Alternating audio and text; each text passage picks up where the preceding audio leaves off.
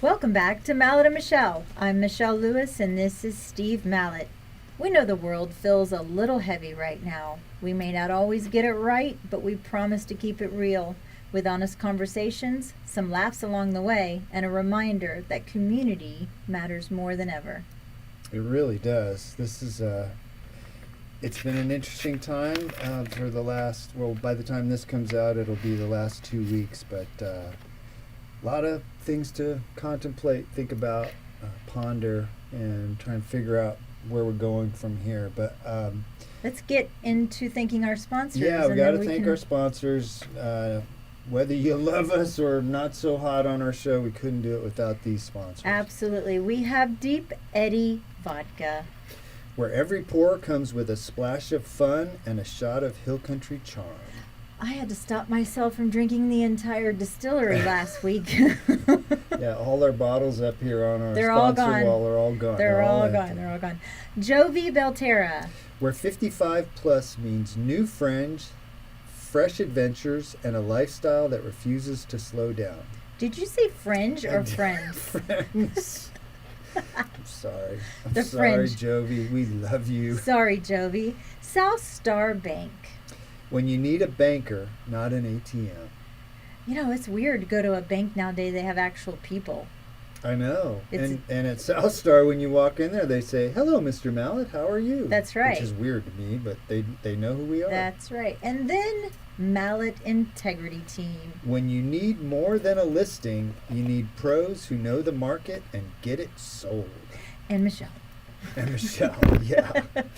Hey, our guest today, it's, I think, very appropriate that we have gone, once again, hyper-local with how people are making a big difference in our local community, which is one of the things we're going to talk about here in a sec. I think that's one of the things we have to get back to is focusing on loving and supporting the people directly around us. But and Chris, our community. Yeah, and our community. Chris Kelker Newland, who is the operations manager for Hometown Missions, is going to join us today here in a few minutes when we get done with our monologue. So Absolutely. Stick around for that. And I just wanted a little side note. You know that we record all of this. We put it on YouTube. We had a gremlin that came into our studio and messed around with my board. And because I'm Michelle, I didn't check the board for, 4 episodes. So the last 4 episodes we had to take down because it sounded like Steve and I were like in a rap or something. Yeah, and it sounded like it was in a cave. We had the reverb set, which made it very annoying. But we apologize for that. Going forward, we have figured that out. We will do better. So about Hometown Missions, wanted to talk a little bit about that. They were established in 2010. You talked about how you were at one of the very first meetings when Chuck Lamond and a bunch of other people got together. Pastor David Skinner was there. Oh, love Pastor Skinner. And I guess y'all sat at the Methodist Church, right? And but they were also known as the Dripping Springs Community Mission Partnership, and it's a faith-based, volunteer-driven 501c3 organization focused on ensuring every Dripping Springs neighbor has a safe and healthy house. Their mission statement is seeking to be the hands and feet of Jesus. Hometown Missions brings the local community together to build and repair homes, inspiring hope. And their vision, which all of us should have this vision, is every Dripping Springs neighbor has a safe and healthy place to live.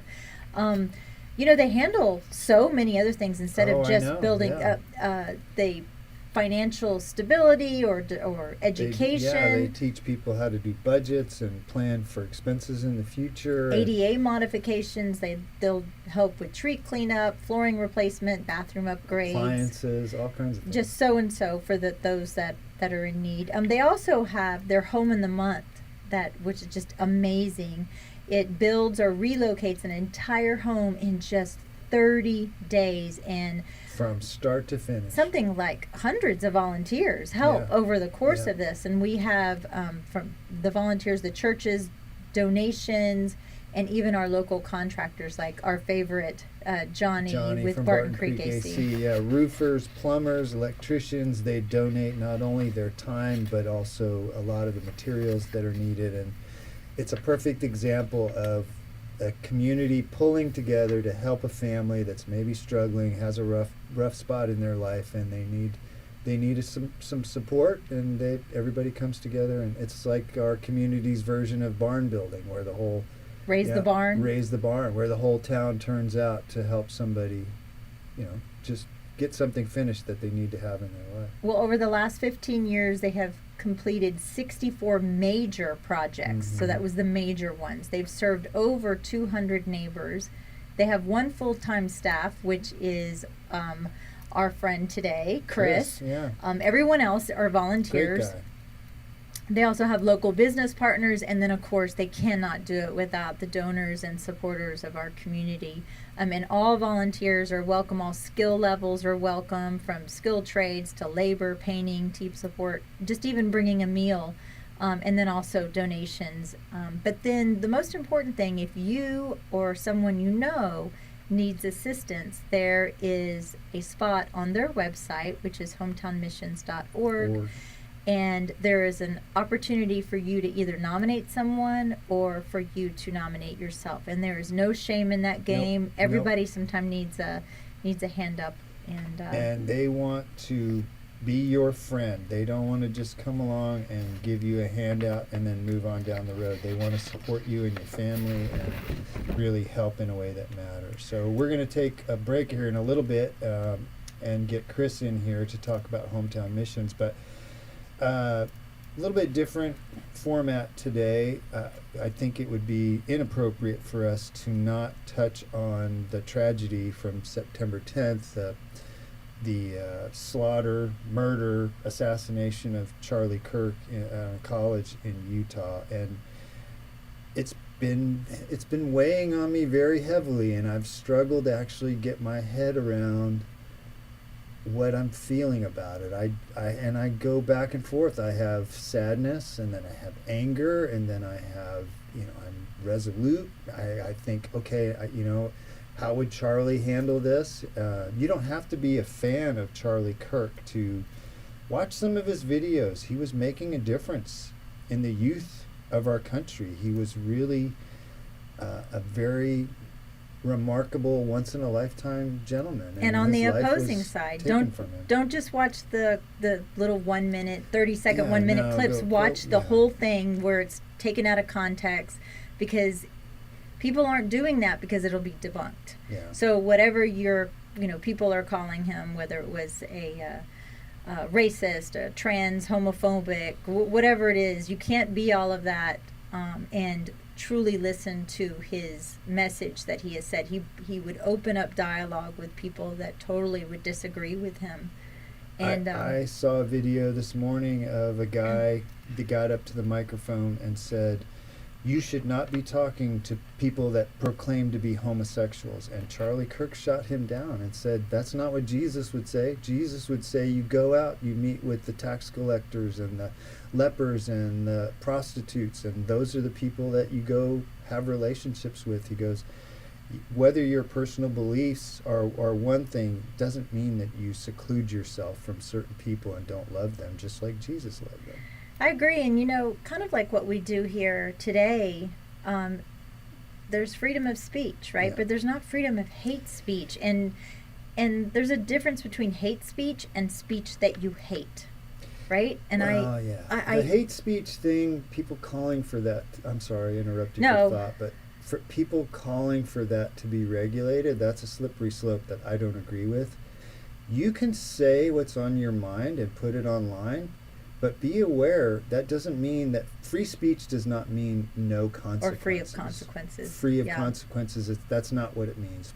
By all means, tell the world what you feel, but don't be surprised if you lose your job or you get kicked out of school or something happens, because those thoughts, those opinions that you're putting out there because of free speech can come back to get you. Yeah, and Steve, I feel like it was one of those moments that I'm going to remember for a long time, in the sense that I was sent the video without knowing what it was, and you were here in the studio and I was sitting at my desk out there, and I audibly kind of yelled or Yeah, gasped you and did. fell back in my chair, and you were like, what is it?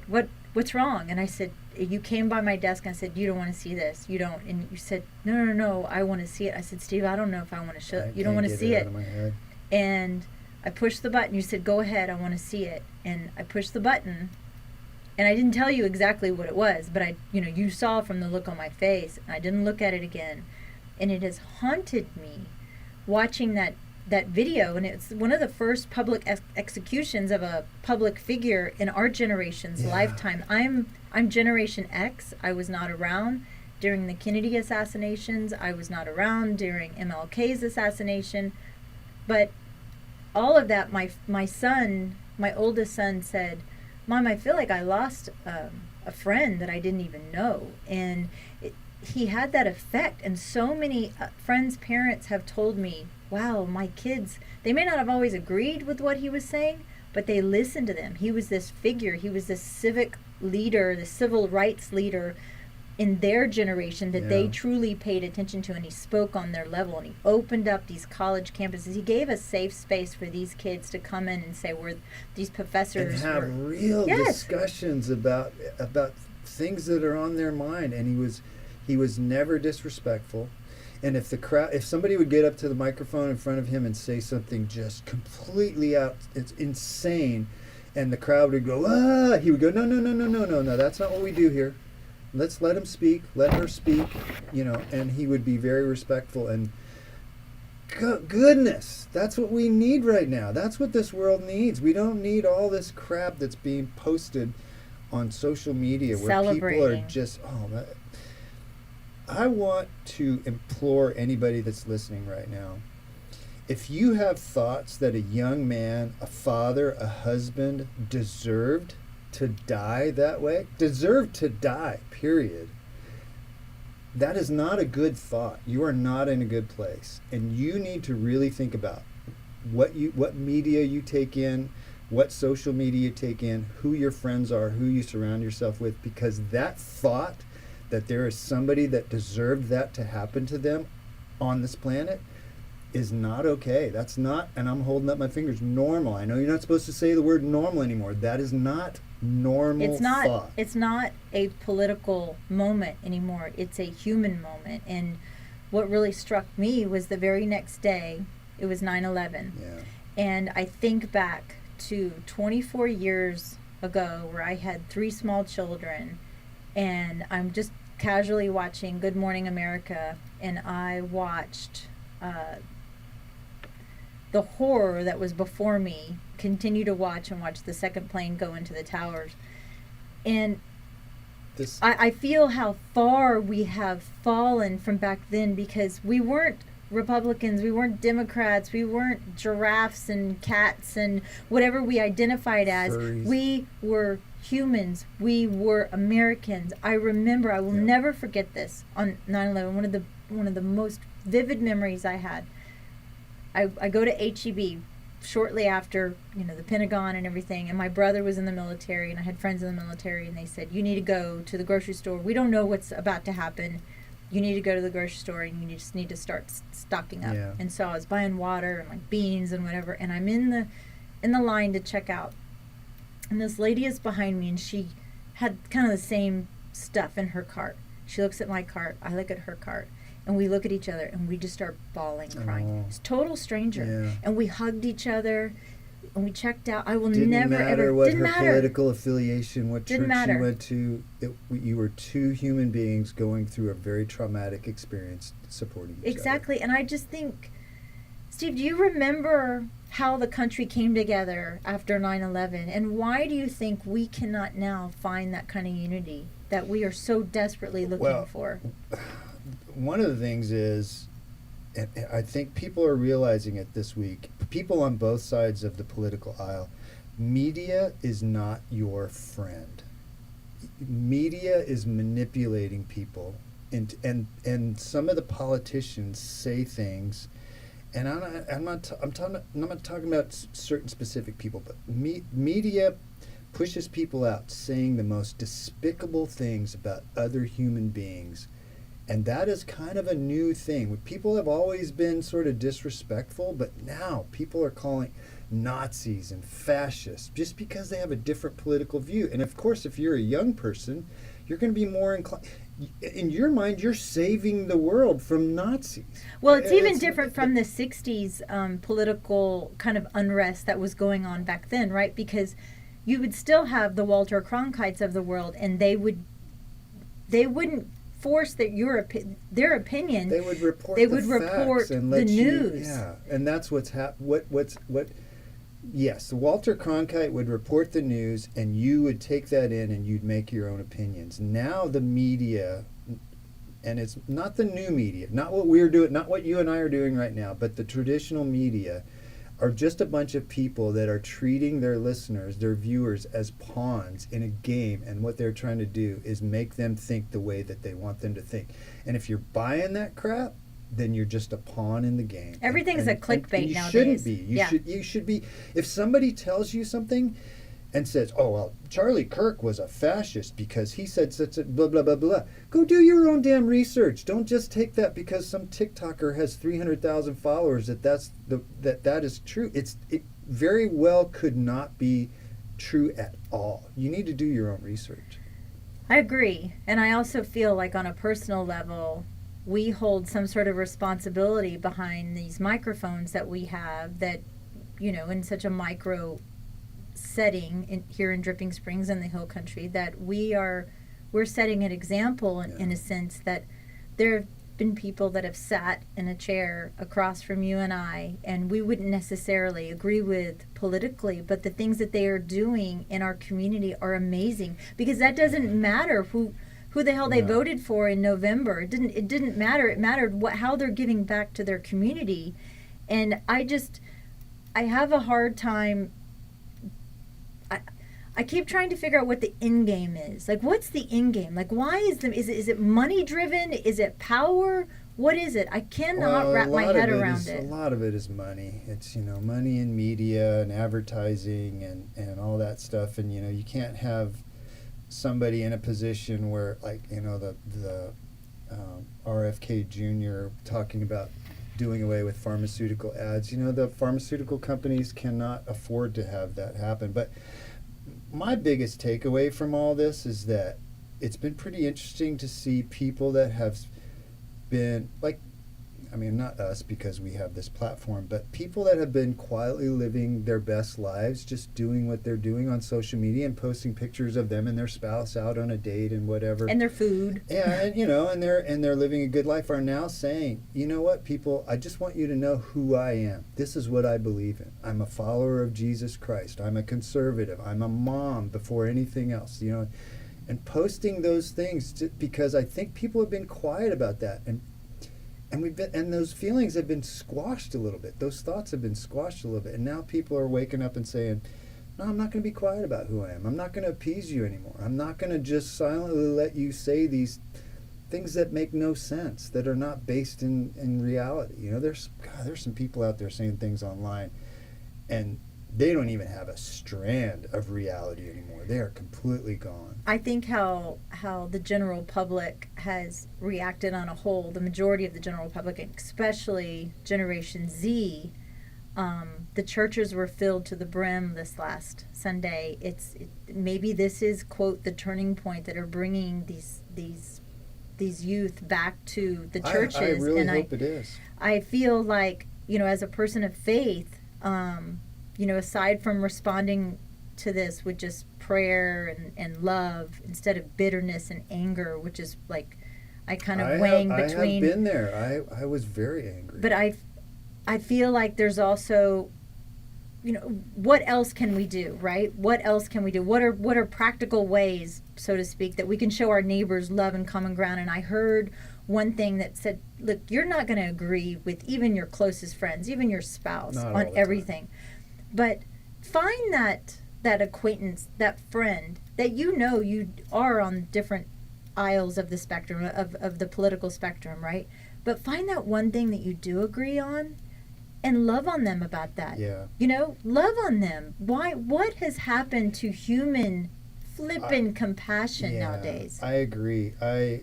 what needs to happen is that people need to consciously stop what's happening, and they need to love their neighbor, love their family, make that no matter what, make that the most important thing.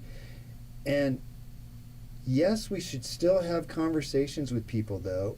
The challenge will be for you to be the best person that you can be in those conversations, and not let those conversations degrade into what we are living through right now. Well, which also is people yelling at each stop other. being so flippant offended about everything. Weren't, like, just 2 weeks ago, weren't people mad about a blonde girl in a pair of jeans? I mean, that's what I think. Well, And I think I've seen a couple of quotes over the last couple of days, and one of them said, "You cannot silence an opinion by ending a life. You only prove its weight." And one of the quotes that really, really resonated with me is, "Consider how precious a soul must be when both God and the devil are after the same thing." But Charlie Kirk had a quote, and a lot of things have been taken out of context the last couple of days. Just because you are offended does not mean that you're right. Yeah. And did he get it right all the time? No, nobody does. Nobody you and I don't get it right all the time. Sometimes we say things that later on we go, oof. But you could also didn't want to say that. You could also take things that we have said out of context. Yeah, also. You can take a 5-minute conversation. Honestly, there may be some people out there that take a 30-second clip of what you and I are talking about right now and make it seem like we're saying something we're not. Yeah. But it's going to take effort, people. It's going to take effort and consistent behavior, honestly, behavior change to embrace this new America. We're in a new America today that we weren't in 2 weeks ago. This is a new country. This is, for our kids, for your kids, my kids, this is a moment. This is their, like you said, this is their Martin Luther King moment. This is their JFK moment. This is their 9/11 moment. And the fastest rising medium right now is podcasting, right? And Charlie Kirk has the #1 podcast in the world right now. Continue. And it's going to continue, but it means, in a platform like this, means listening to even opposing voices. Yeah. And Bill Maher, you know who Bill Maher is, right? He hasn't always agreed with the left, and he's been calling out the left. But it's not even so much the left, the right, it's extremism. It's extremism I at agree. Whatever level. And goes back to what I'm saying. It is people watching a 30-second video on TikTok or Instagram and basing their life opinions, their life beliefs around that without doing any research, without putting any thought into it, without ever having a quiet moment and thinking, do I really believe Charlie Kirk was a fascist? And doing some research on. Think about that. There are people out there that, without doing any research, said Charlie Kirk deserved to die because he was a Nazi. No research whatsoever. That needs to stop. That needs to stop today. It makes me sad, actually, that there are people out there that have that thought and feel emboldened enough to go on their social media and post that. Well, they're losing their jobs, and they are losing their scholarships. But think about it, though. It's like, it's human decency. You never celebrate. Even in wartime, soldiers have to take other soldiers from opposing armies' lives. They don't do that with glee. They don't do that with happiness. It's a terrible thing when somebody loses their life. Don't celebrate it. I have seen a couple of clips from opposing podcasters that would debate with Charlie, and real-time video of them finding out about his shooting and or death, and how distraught they are. They didn't agree with him at all, probably on many levels, but that human compassion, that human element is what we have lost. And I think that, look, the internet for the world, in my opinion, has done a lot of good, but the internet also, with every good, there's also evil. Yeah. And go and touch grass, people. Yeah. Touch grass. Hug your neighbor. Yeah. Look at your children in the eye. And you and I were talking about how we're going to make an effort. We're going to hold each other accountable, and we're going to try to change a couple of little teeny tiny habits, whether it's first getting up in the morning and doom scrolling or whatever it is. And remember, I told you think it was Monday when I came in and I said, I went to Half Price Books, Steve, and I could be sitting in the religious section of Half Price Books, and it's like the Sahara Desert, right? Oh, and yeah. I had to it's only just one tiny little area of Half Price Books. There was like 6 people in there. Oh, yeah, I believe 6 it. people in that little teeny tiny Yeah. section for the 15-20 minutes that I was there.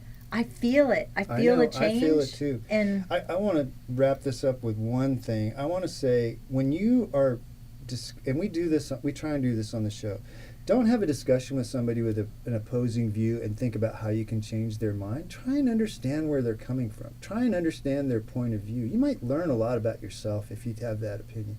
It's this, you are 100% wrong and I'm 100% right, and there's nothing in between. That we need to be a little more open-minded than that about what the world's really like. There are people with different understandings and different beliefs and different backgrounds. They grew up different ways, and we just need to understand more than hate on each other. I have said that, I think, more than once in this podcast, that I believe what I believe because of my upbringing, because of my experiences. But I have always been willing to have a respectful conversation with somebody else and going, wow, my mind has been changed many a times. I have sat in this studio with people and went, I never thought about it that way. And that didn't necessarily go the way I thought it was going to go. And I put a lot of prejudice on that, and that's shame on me for doing that, right? And it was a growing experience for us. It has. That's what people need to approach, is how can I grow? How can I sit with somebody, break bread with them? They don't necessarily believe the way I do, but help me understand where they're coming from. You're going to get a lot further than if you just call them names and scream over them and yell at them. So. Well, my little ending thought is that thank you so much for opening your ears and your hearts to the crazy antics of Steve and I and our opinions, and also whether or not you skip on by our monologue, it doesn't hurt our feelings that you just go to our guest, which that's what we want.